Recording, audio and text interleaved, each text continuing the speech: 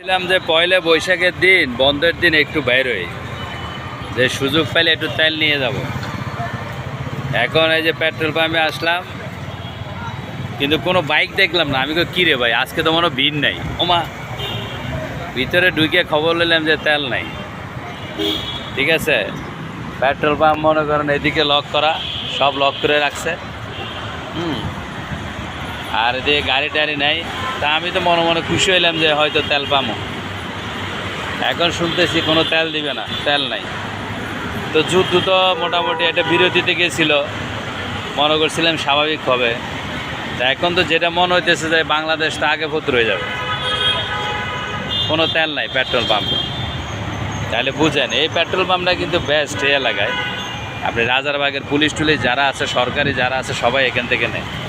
But এখানে তেল না থাকা মানে অবস্থা খারাপ। তো সামনের দিন যে কোন দিকে যাবে আল্লাহবাদী কেউ জানে না ভাই। আমার যেটা মনে হইতেছে যে মানে বাংলাদেশে সর্বপ্রথম দুর্ভিক্ষে চলে যাবে যদি যুদ্ধটা আবার লাগে। যাই হোক, আমরা চাই না এই যুদ্ধ লাগুক আবার, কারণ আমাদেরই কষ্ট পেতে হবে। এখন হচ্ছে পেট্রোল পাম্পে তেল নাই।